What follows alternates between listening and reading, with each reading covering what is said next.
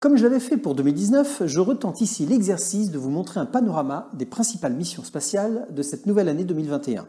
Je divise cette vidéo en deux. La première, que vous êtes en train de voir en ce moment même, s'attache d'abord aux agences spatiales gouvernementales.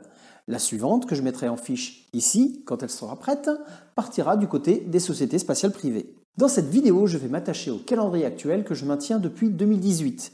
Je vous mets son lien pour le consulter dans la description. Générique!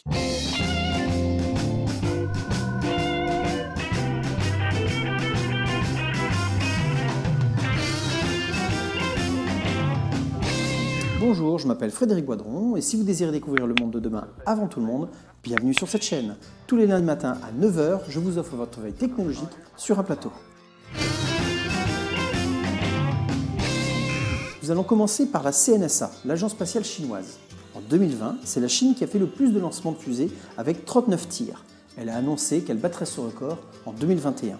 En 2021, le pays devrait débuter très fort en commençant l'assemblage de sa propre station spatiale Tiangong 3 en orbite basse. Plus petite que la station spatiale internationale, la station chinoise devrait à terme être comparable à l'ancienne station russe Mir.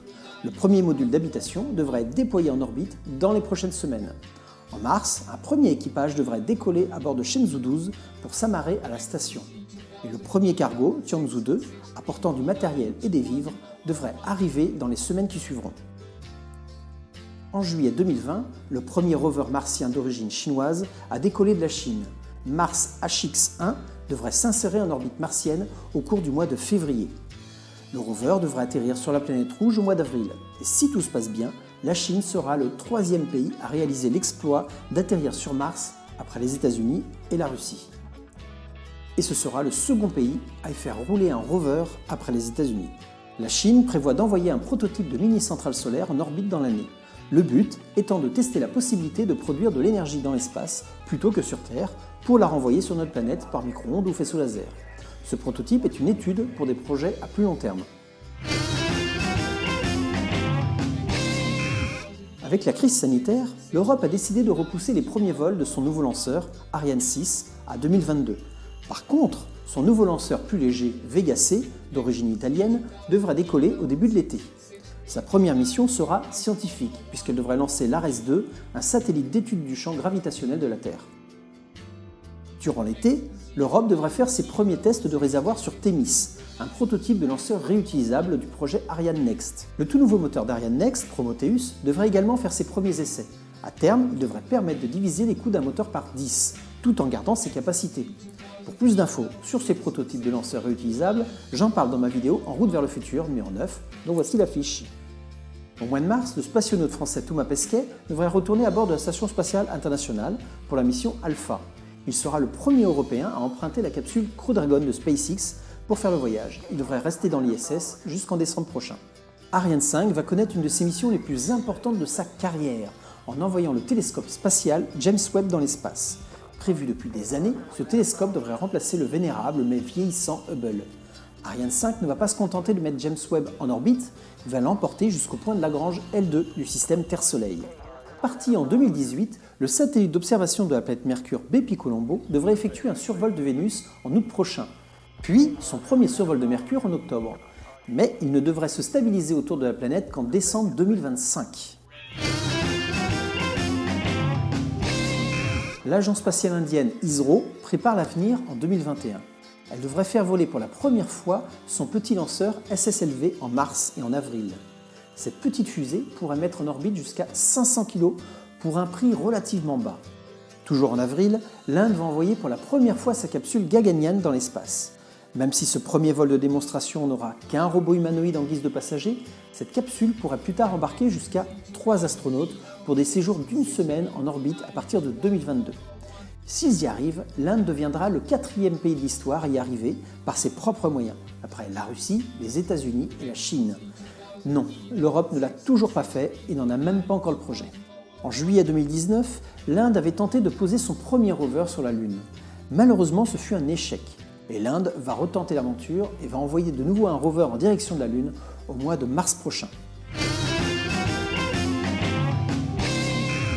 Très rapidement, la Corée du Sud devrait faire une nouvelle tentative pour envoyer pour la première fois un satellite par ses propres moyens.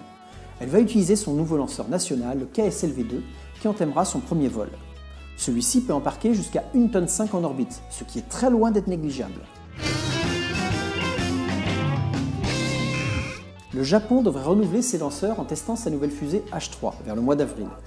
Celle-ci devrait remplacer le lanceur actuel H2A. Le H3 n'est pas plus puissant que le précédent modèle, mais il est surtout bien moins coûteux. Il permet d'être plus concurrentiel sur le marché des lanceurs. Très grosse année pour la NASA. À l'approche du retour à la Lune, prévu en 2024, si le calendrier ne change pas avec l'administration de Joe Biden, tout d'abord, la nouvelle fusée géante de la NASA, la SLS, va terminer sa série de tests avec le Green Run, c'est-à-dire une répétition du fonctionnement des 4 moteurs principaux pendant 8 minutes. La fusée SLS est une espèce de mix entre la Saturn V qui a envoyé les premiers humains sur la Lune et Ares 5, la fusée avortée du programme Constellation de l'administration Bush Jr. C'est elle qui devrait envoyer de nouveau des humains en direction de la Lune dans un peu moins de 4 ans. Et pour préparer cette échéance, au mois de mars, la NASA va sélectionner le ou les projets d'atterrisseurs qui feront la navette entre la future station spatiale Gateway en orbite lunaire et le sol de la Lune, avec des astronautes à bord. À l'heure actuelle, 3 projets sont étudiés. La National Team regroupe Blue Origin, Lockheed Martin, Northrop Grumman et Draper. C'est le concept qui ressemble le plus à l'atterrisseur Apollo original des années 60 et 70. Le projet de Dynetics, qui fait participer également Thales Alenia Space, avec ses 2 panneaux solaires géants. Enfin, SpaceX, avec son Starship modifié pour la Lune, bien plus gros que les 2 autres projets. Même si la NASA va probablement choisir un seul projet, elle ne s'interdit pas d'en choisir plusieurs.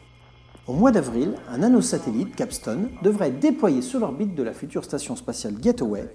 Il va tester la stabilité de l'orbite avant de commencer à y envoyer des éléments de la station. Et c'est au mois de novembre que la première mission Artemis devrait décoller à bord de la nouvelle fusée géante SLS.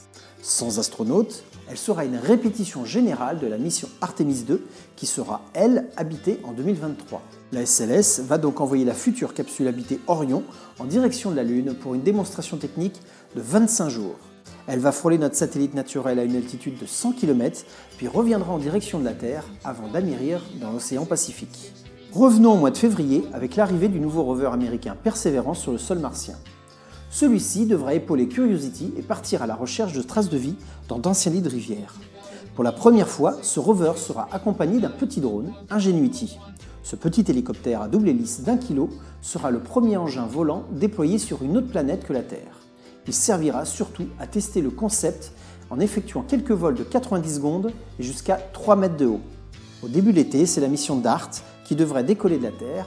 Cette mission va rejoindre le petit astéroïde Didymos et va essayer de dévier sa course en l'impactant. Cet essai a pour but de tester la possibilité de dévier un futur astéroïde dangereux si sa trajectoire s'approche un petit peu trop de notre planète. Toujours en direction des astéroïdes, c'est la mission Lucy qui devrait décoller en octobre prochain. Elle devrait ensuite visiter pour la première fois 6 astéroïdes troyens, des astéroïdes positionnés sur la même orbite que la planète Jupiter. Au mois d'octobre, une autre première devrait arriver, si les Russes ne font pas de même quelques jours avant. Ce sont l'acteur Tom Cruise et le réalisateur Doug Liman qui embarqueront à bord d'un Crew Dragon de SpaceX pour aller filmer une scène en prise réelle à bord de la Station spatiale internationale. Légèrement en retrait par rapport aux Américains ces dernières années, les Russes semblent vouloir se réveiller. En avril, leur nouveau lanceur lourd Angara A5 devrait effectuer leur 3e et dernier vol de qualification. La famille Angara est censée remplacer à terme la famille des lanceurs russes Proton en activité depuis 1965. La Russie devrait enfin envoyer Nauka, le dernier élément de la Station spatiale internationale. Il devait à l'origine être assemblé à la station en 2007. Nauka est un laboratoire de recherche polyvalent. Il prendra la place du module d'amarrage Pierce qui sera désorbité. Plus tard, dans l'année, un nouveau nœud d'amarrage, Prical, devrait être installé. Comme je disais dans la section américaine, il est possible que les Russes dament le pion à quelques jours près pour envoyer des acteurs dans la Station spatiale internationale afin d'y tourner un film de fiction. Il semblerait qu'une équipe de tournage d'un film russe nommé Challenge vienne passer 10 jours à bord de la station pour des prises de vue réelles. Cela peut se comprendre pour la Russie qui doit trouver de nouveaux moyens de financement depuis que les Américains ne payent plus leur taxi pour rejoindre l'ISS. En fin d'année, les Russes pourraient faire atterrir leur mission automatique Luna 25 sur la Lune. La dernière mission de Luna, la 24e, a eu lieu en 1976, soit 45 ans en arrière. Cette nouvelle mission sert de prototype pour réapprendre à poser un engin sur la Lune. Le but est bien évidemment de préparer de futures missions habitées au début de la prochaine décennie. La Russie pourrait commencer ses tests sur Krylo-SV, un futur premier étage de fusée capable de revenir se poser après utilisation. Contrairement à SpaceX, ce premier étage déploierait des ailes et viendrait se poser sur une piste comme un avion. Et pour finir cette première vidéo sur les agences spatiales nationales, nous finissons avec les Émirats Arabes Unis qui ont profité de la fenêtre de juillet 2020 pour envoyer leur propre orbiteur en direction de la planète Mars. Celui-ci devrait s'insérer en orbite martienne en février si tout se passe bien. Je rappelle que cette vidéo n'est que le premier chapitre des prévisions spatiales pour 2021. Lorsque la seconde vidéo sur les sociétés spatiales privées sera en ligne, je la placerai ici dans mes fiches. Si vous avez aimé cette vidéo, merci de mettre un petit pouce bleu. Cela contribuera à faire connaître ma chaîne aux algorithmes de YouTube. Si vous avez une question ou si vous avez un commentaire à faire sur cette vidéo, n'hésitez pas, je me ferai un plaisir de vous répondre moi-même. Si ce n'est pas déjà fait, abonnez-vous pour ne pas rater les prochaines chroniques. Allez, ciao les humanoïdes!